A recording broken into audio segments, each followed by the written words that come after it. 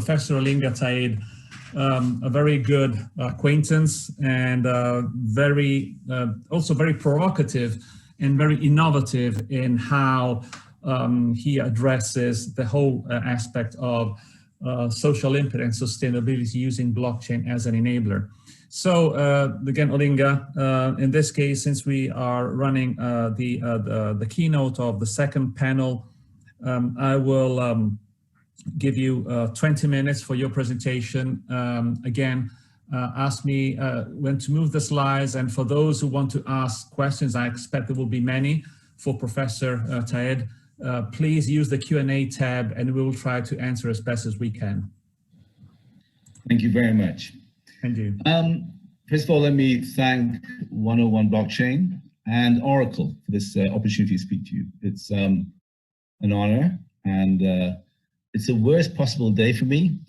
I'm sitting here, the storm's outside, I'm in the countryside, and you're going to see animals and people and farmers and so on behind me. That's life. That's all good. So let's start with why we're here. You know, when blockchain started back in 2008, there was a lot of discussion that the biggest thing it will have, the revolution impact will be actually in the social space. And it was not, yes, it can make banking faster, it can make logistics faster, efficient, blah, blah, blah, blah.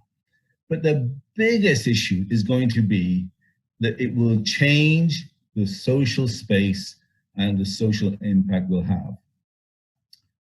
But the reality is, almost immediately, the conversation went to banking and Bitcoin and ICOs and cryptocurrency.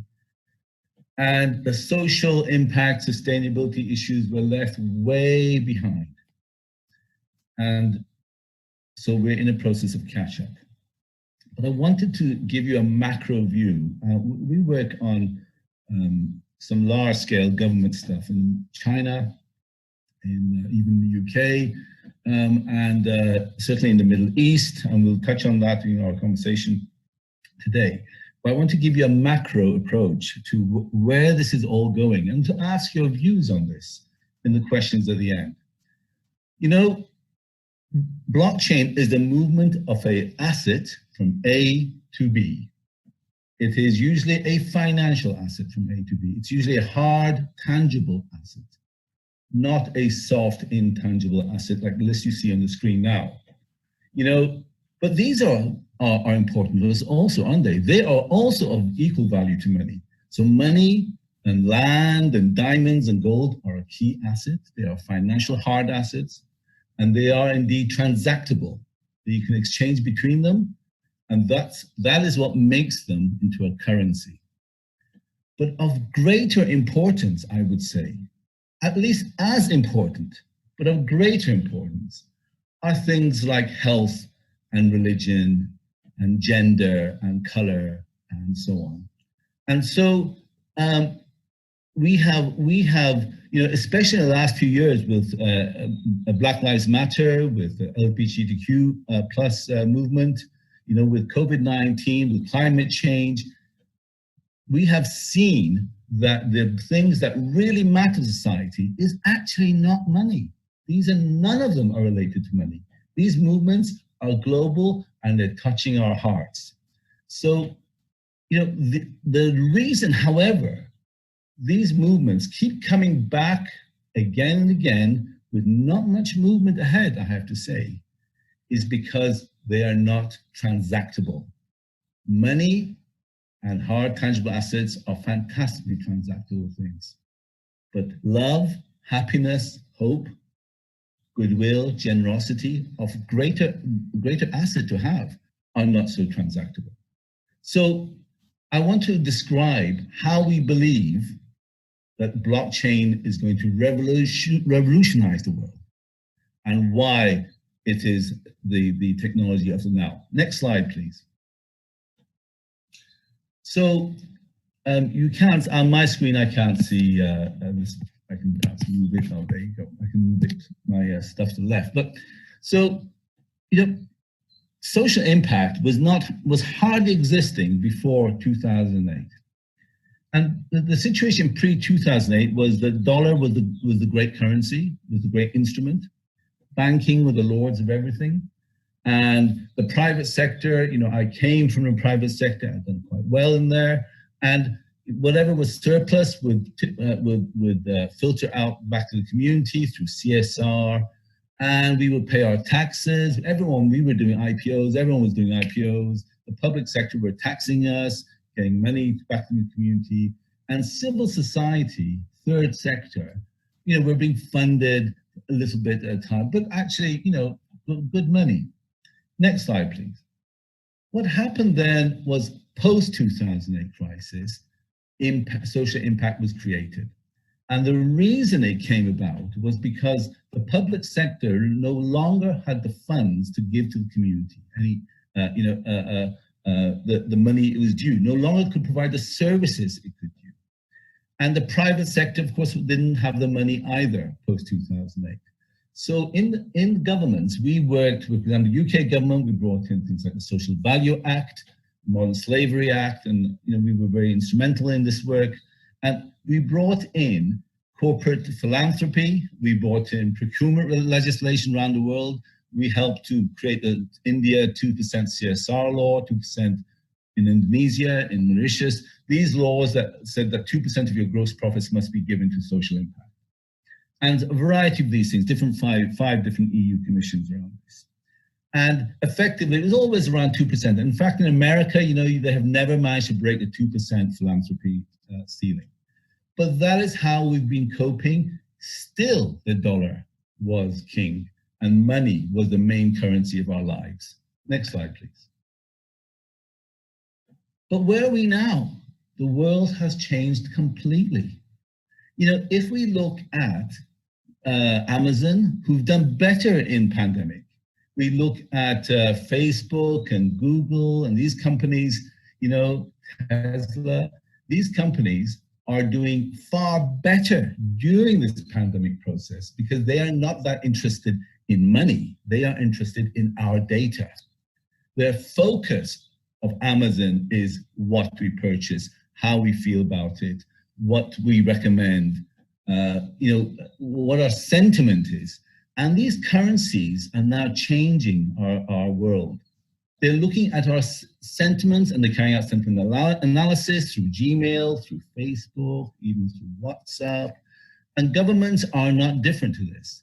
In China, we introduced the social credit system. Not many people in the West like it or even understand it, but it's an effect to try and bring behavior and the data around people's behavior and say this is more valuable than money, because what they're looking at is to change 1.4 billion people, out there, and to safeguard them. Not so much individual rights in China, but data is their new currency in China.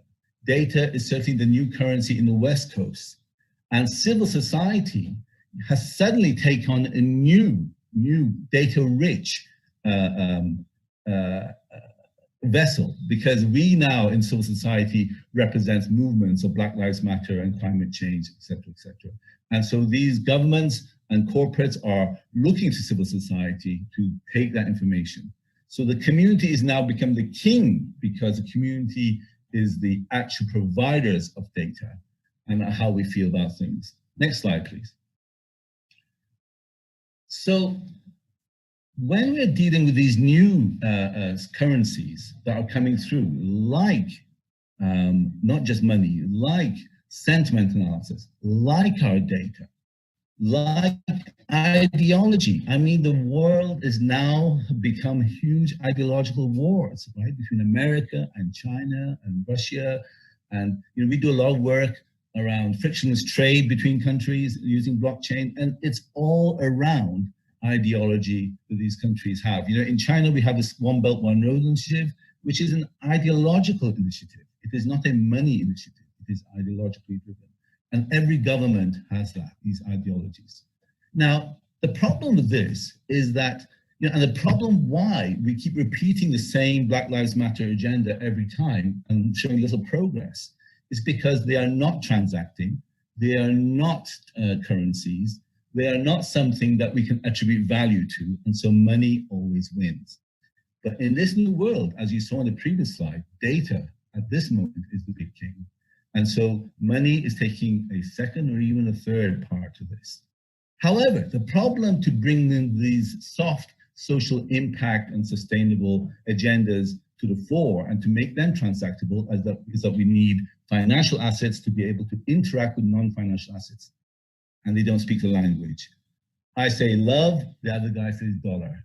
And you go, wow, well, okay, if I do this for you as a help, because I love you, does that mean you can, what does that mean? The guy says, well, I deal in dollars. I'm not sure what you're talking about. So they're not engaging. Next slide, please. So we look at blockchain, and blockchain is taking that middle ground, the intermediary between financial value and non-financial value.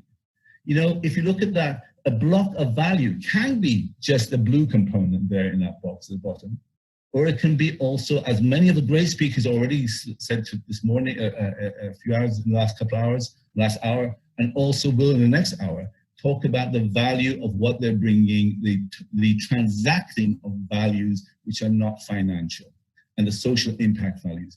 And these are two complete currencies which are worlds apart, but blockchain can marry these two because it deals with them as a digital asset, whether they're financial or non-financial. I can marry these two together. Or you can actually combine these assets. We believe, you know, in the work we do, we believe in the total value, that both financial value and non-financial value together form a total value. And so, you know, we developed our own blockchain for that, called Ratio. Next slide, please. And so, you know, where we're heading now is that, you know, we look at the future of the world where blockchain is right at the center. And indeed, alongside other fourth industrial revolution technologies like AI, like 5G, like this thing to pour here, by the way, like Internet of Things, to transform our world where we can bring money and ideology and data and health and myriad of other currencies that I've not engaged with, you know, together and on the same level and on the same point. And see, I can see one of the farmers walking behind me. So this is the great thing that blockchain can do for us, and it can create a new world. And that is why, you know, in China, 70% of all blockchain patents in the world are Chinese patents. You know, in China, 70% of all cryptocurrencies are Chinese. And so we have gathered that because we believe in the transformative nature of technology to change the world. And there's no doubt it's already changed the world. Fourth industrial revolution technologies like sentiment and so on have changed the world from the West Coast. But we think the next decade up to 2030 will change the world using these fourth industrial revolution technologies.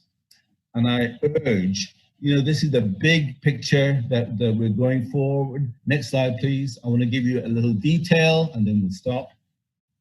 Next slide, please. Thank you. So what does that actually mean? I will give you an example of a big project we have, several hundred million in the Middle East. And this is, you know, if you look at any stock exchange, it's made of, this is the Financial Times, NASDAQ, every stock exchange, New York, everything is the same. It basically gives you a price of a company, the high, the low, it gives you yield, it gives you the PE, the price earnings ratio is a single number metric to measure, to tell you the financial value of that company. And then it gives you the market cap, the market capitalization. But we wanted to take this further. Next slide, please. And so we said, actually, total value is not just a financial value, the price earnings ratio, but also the social value, the social earnings ratio. And you'll see by introducing those two columns to the right, is that a company value is not just its financial performance, it's also its social performance. and its total value is in the combination of these things put together.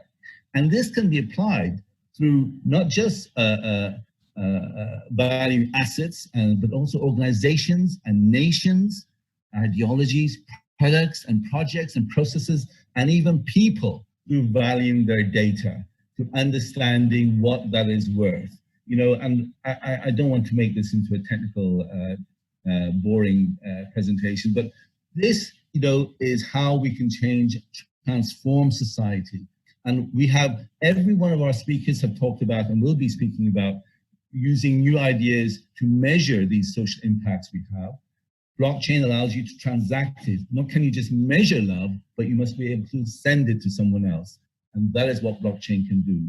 And it can bring about a complete new world order where, you know, it brings these all these different disparate energies that we're working on, but together. Next slide, please. So I think, you know, I just finishing off now, and again, thank you very much for the opportunity.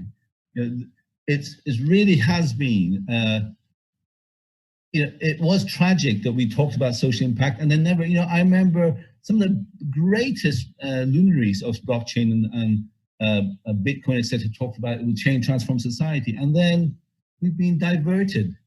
And yet, certainly in certain countries, we are pushing forward as blockchain as the glue that will bring all this back and this importance. As yet, blockchain has got no mainstream application out there to tell us this is why we're using it. There is no Facebook of blockchain. There is no Google of blockchain. There's nothing on the horizon. Bitcoin is a rounding error in the financial sector. It is tiny, $199 billion a couple of days ago. And so it is yet nothing. In 4 or 5 years' time, I expect to see those big movements using blockchain to come about. And the questions that I'm going to be asking you, the multiple question is, what will be the currency going forward by 2030, by UN SDGs 2030?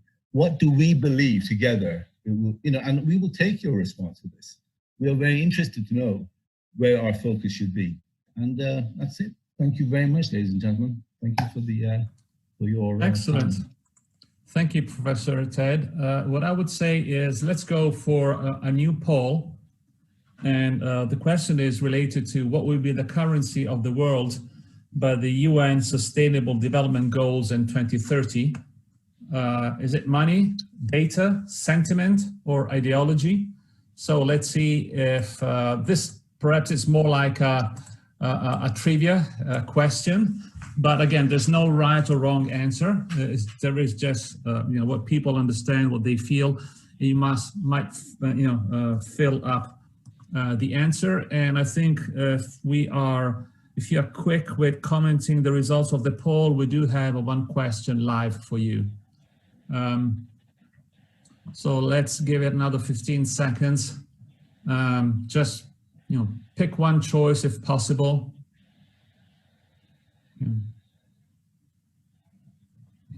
Okay, Aviv, I think by now people have decided. Okay, so the answers here are data that's being the most voted. What would be your comment, Olinga? I hope you can hear me. It's raining very hard where I am. So I guess, you know, this poll is a clue of where we're going. Data is certainly the king right now. There's no question whatsoever. No question whatsoever. And I did something similar to this last week to the central bankers, a group of consortium of central bankers, you know, from banks around the world. And the bankers, you know, the blood was draining from their skin, you know, as the answers came out, that it actually is data at the moment. And it, you know, that they are no longer, money no longer matters to us that much. The pandemic has made sure that money, I don't care how much money is being circulated, my life really matters. My children's life really matter. And it's these things that are transformative. So great answer. We're going to use that response, and I'm grateful to it. Thank you very much. Yes. Just one question, since we have a few minutes more. I just want to pick one that says, what are your thoughts on mutual credit and community currencies? And also, what are your thoughts on creating new currencies that are created and distributed via universal basic income? Right, okay. So I love these ideas, and I don't believe at the moment they are going to get traction, not because they should not get traction, but because they haven't got a basis of agreement yet from everyone involved. And the consortium approach, however, if when everyone can agree, this is the way we will use, is the way ahead. So I think in universal payments, universal benefits is indeed a currency, and there are many new ideas in currencies. And I do honestly believe, when we brought out, we did 10 years of blockchain work, of measurement of value and love and hope, and we were the main providers of metrics around the world to governments. And we thought we were doing very well. And in 2016, our CEO, a banker, very senior banker, said, this is a complete waste of time. She said, no one gives a damn what you're doing because actually it can't be transacted. And so we moved to blockchain to transact it. These are all great attempts. I would wish them to succeed. I wish what we do, at our center succeeds, but I do believe what will happen is something from outfield will come and impact us all to move to a different currency. I don't honestly know which one it is. I cannot recommend or not recommend anything out there right now, but great question. Very, very good, thank you. Yes, well, again, this is the way for us to introduce concepts. And so opening, say, the community to experts like yourselves, as much as the presenters that already have spoken. And now we are going into